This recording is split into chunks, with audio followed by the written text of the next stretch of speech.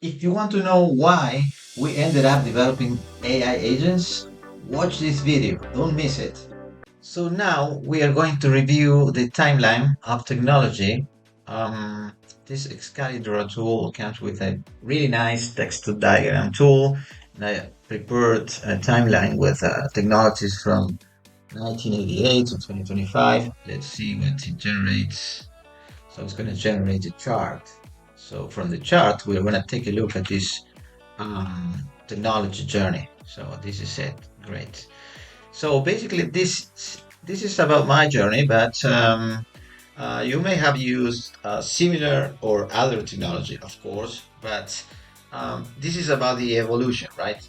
So, in my case, coming from a humanistic school, I didn't know anything about technology or computer science, and I started working with Pascal, C, I think Pascal and C. I didn't use Fortran that much, but I was using those programming languages as a, in the educational context.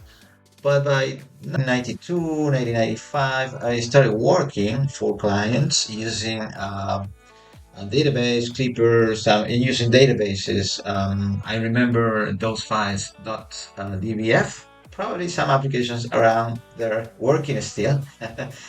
And by 1997, I was working in the Silicon Valley using Visual Basic in a company in the Silicon Valley. We put together a desktop application to access a SQL database.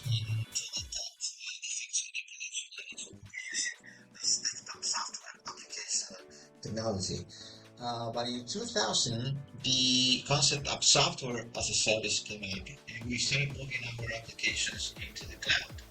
So that was a great change by that time, right? Because you started paying for a monthly or yearly fee and using the software in the cloud.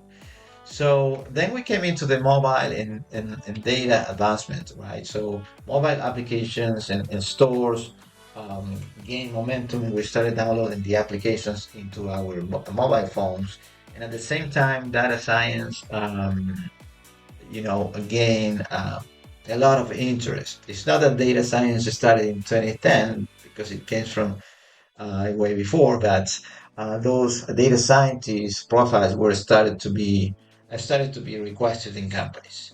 So as we move forward, here the cloud technology started to include more and more applications. We started with the concept of DevOps and managing infrastructure with programming, and that was great, right? Right. So some usage of web applications offline, like Spotify and so on. And in 2022, pandemic times, we started using ChatGPT, and here's where we are. So ChatGPT launched OpenAI launched ChatGPT, and we started working with incorporating that technology in our applications by using APIs, and the AI revolution started, right? So right now we are here in 2025, and we are working with AI agent development, and we all know that we need to include this DeepSeek appearance in the scene because they are disrupting the market with an LLM that is more efficient in terms of the resources and the computational resources, and also it's open source, so you can download it and put it together in your machines. So yes, we are going to be developing AI agents. But what exactly is an AI agent? So I like mind maps, but let me here establish a sequence. So we have here number one. Number one characteristic, right? So an AI agent follows human predefined goals.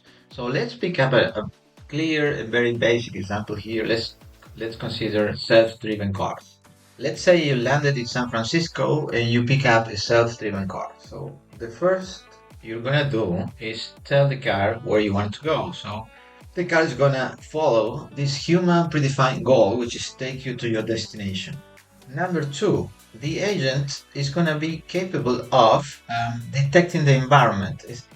This is a more humanistic feature or characteristic of software that is than its previous versions of software. So In the case of the self-driven car, we are talking about detecting, collecting maps,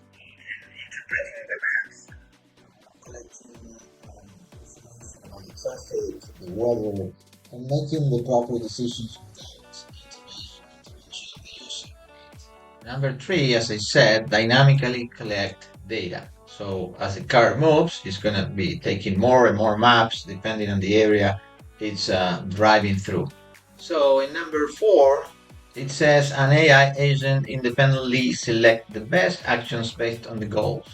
So this is about changing the itinerary based on, I don't know, traffic jams or weather conditions or whatever. So you can leave that to the agent to make the decision by itself. This is the huge difference between regular software, right? So AI agencies are going to be operating. You are managing with the AI agents. So understanding this concept, you can understand how basically any agent works. But I leave you a link to the presentation of the operator agent by OpenAI where it is explained how it works. In the case of operator, the device to be managed is the navigator. And the task you want to request is just let's say you need to travel to Chicago by September this year. So you can tell your operator to look for different trip options on different websites and inform you about the prices and the best prices that it gets.